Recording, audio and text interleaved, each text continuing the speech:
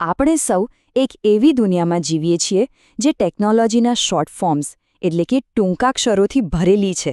ખબર છે? જાણે એક આલ્ફાબેટ સૂપ હોય જેનો આપણે રોજબરોજ ઉપયોગ કરીએ છીએ પણ કદાચ એના પર ક્યારેક ખાસ ધ્યાન નથી આપતા. તો ચાલો આજે આ અદૃશ્ય ભાષાને જરા સમજીએ. ક્યારે આના વિશે વિચાર્યું છે? જરા વિચારો. સવારે એલાર્મ બંધ કરવાથી લઈને કોફીનો પહેલો ઘૂંટડો લેવા સુધીમાં આપણી આસપાસ કેટલા બધા આવા શોર્ટ ફોર્મ્સ હોય છે જે આખી ડિજિટલ દુનિયાને ચલાવે છે. આ કોઈ નાની સૂની વાત નથી. સ્ક્રીન પર દેખાય છે ને આ બધા શબ્દો? એ ખાલી અક્ષરો નથી, આ તો એક આખી ભાષા છે. એક એવી અદૃશ્ય ભાષા જેનો આપણે સતત ઉપયોગ કરીએ છીએ. તો આજે આપણો પ્રયાસ એ જ છે કે આ ભાષાને ઉકેલીએ, જેથી આપણી ડિજિટલ દુનિયાને વધુ સારી રીતે સમજી શકીએ. તો ચાલો આપણા દિવસની શરૂઆતથી જ શરૂ કરીએ. સવારે ઉઠતાની સાથે જ જે ફોન હાથમાં આવે છે એની પાછળ કયા ટૂંકાક્ષરો છુપાયેલા છે જેને જીવંત રાખે છે? જુઓ, દરેક ફોનની એક પોતાની ઓળખ હોય છે અને એ ઓળખ આવે છે સિમ કાર્ડથી. સિમ એટલે કે સબસ્ક્રાઇબર આઇડેન્ટિટી મોડ્યુલ, જે નેટવર્ક પર તમારા ફોનને ઓળખાવે છે. અને બીજું છે OS એટલે કે ઓપરેટિંગ સિસ્ટમ. આ તો ફોનનું મગજ અને આત્મા છે જે બધું જ ચલાવે છે, પછી ભલે એ એન્ડ્રોઇડ હોય કે iOS. અને પછી આવે છે SMS. આ શબ્દ તો આપણે બધા જ જાણીએ છીએ, શોર્ટ મેસેજ સર્વિસ. આ ટેક્સ્ટિંગ માટેની ઓરિજિનલ ટેકનોલોજી હતી. ભલે આજે વોટ્સએપ જેવી એપ્સનો જમાનો છે, પણ આ જે પાયો છે જેના પર આજની આખી મેસેજિંગની દુનિયા ઊભી છે. સારું, હવે ઇન્ટરનેટથી કનેક્ટ થવાની વાત કરીએ. વાઇફાઈ એટલે કે વાયરલેસ ફિડેલિટી, એને તો આપણે સૌ ઓળખીએ છીએ. એ રેડિયો તરંગોનો ઉપયોગ કરે છે. પણ શું ક્યારે લાઇફાઈ વિશે સાંભળ્યું છે? Light fidelity? આ ટેકનોલોજી ડેટા મોકલવા માટે પ્રકાશનો ઉપયોગ કરે છે. જરા કલ્પના તો કરો, ઘરનો બલ્બ જ આપણું ઇન્ટરનેટ કનેક્શન બની જાય. ખરેખર રસપ્રદ છે નહીં? સવારે ઘરની બહાર નીકળતા પહેલાં ટ્રાફિક કે પછી હવામાન ચેક કરવું હોય તો બસ એના માટે જ કામ આવે છે GPS, ગ્લોબલ પોઝિશનિંગ સિસ્ટમ. સેટેલાઇટની મદદથી આપણને ચોક્કસ લોકેશનની માહિતી આપે છે. હવે તો આ આપણા રોજિંદા જીવનનો એકદમ અભિન્ન અંગ બની ગયું છે. ઓકે, તો હવે દિવસના મુખ્ય ભાગ તરફ જઈએ, એટલે કે વેબ બ્રાઉઝિંગ અને ઓનલાઈન કન્ટેન્ટ સાથે આપણો વ્યવહાર. આ જાદુઈ દુનિયા આખરે કામ કેવી રીતે કરે છે? ચલો, આને એક નાની વાર્તાની જેમ સમજીએ. માની લો કે URL એ ઘરનું સરનામું છે. HTTP એક ટપાલી છે જે આપણી વિનંતી લઈને જાય છે.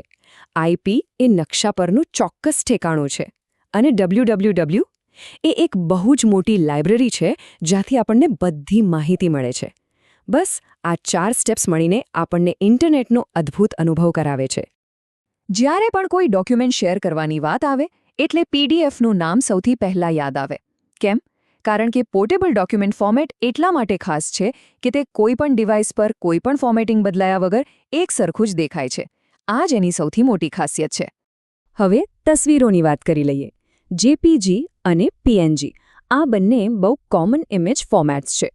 એકદમ સરળ રીતે કહું તો ફોટોગ્રાફ્સ માટે JPG બેસ્ટ છે, કારણ કે તે ફાઇલની સાઇઝ નાની રાખે છે. જ્યારે PNG ગ્રાફિક્સ માટે, ખાસ કરીને એવા લોગો માટે જેનું બેકગ્રાઉન્ડ ટ્રાન્સપરન્ટ હોય, એના માટે એકદમ પરફેક્ટ છે. ચાલો હવે જરા પડદા પાછળ નજર નાખીએ. આપણા આ ડિજિટલ અનુભવોને જે શક્તિ આપે છે એ મશીનરી શું છે? એવું એન્જિન જે આપણને દેખાતું નથી પણ સતત કામ કરતું રહે છે. CPU એટલે કે સેન્ટ્રલ પ્રોસેસિંગ યુનિટ. આ કોઈ પણ ડિજિટલ ડિવાઇસનું મગજ છે. બધી જ ગણતરીઓ અને સૂચનાઓનું પાલન અહીં જ થાય છે. સિમ્પલ છે, CPU જેટલું પાવરફુલ એટલું જ આપણો ડિવાઇસ ફાસ્ટ અને સ્મૂથ ચાલે છે.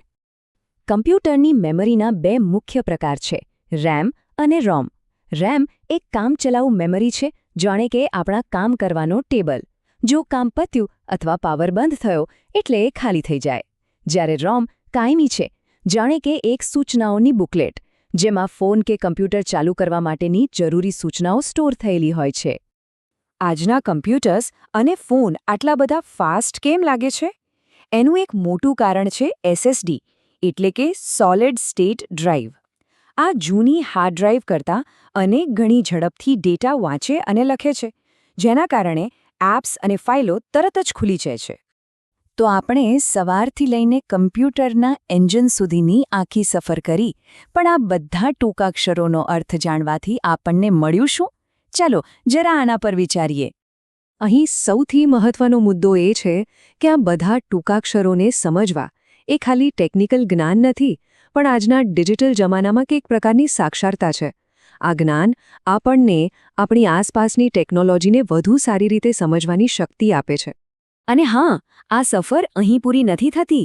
AI એટલે કે આર્ટિફિશિયલ ઇન્ટેલિજન્સ, VR એટલે કે વર્ચ્યુઅલ રિયાલિટી અને IoT એટલે કે ઇન્ટરનેટ ઓફ થિંગ્સ, આ બધા જ શબ્દો હવે ધીમે ધીમે આપણા રોજિંદા જીવનનો ભાગ બની રહ્યા છે.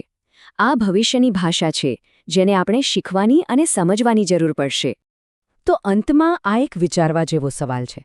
આપણી દુનિયા સતત બદલાઈ રહી છે, અને તેની ભાષા પણ. તો વિચારો, આગામી એવો કયો ટૂંકો શબ્દ હશે જે આપણા જીવનમાં ક્રાંતિ લાવશે અને જેના વગર આપણને ચાલશે નહીં? વિચારતા રહેજો.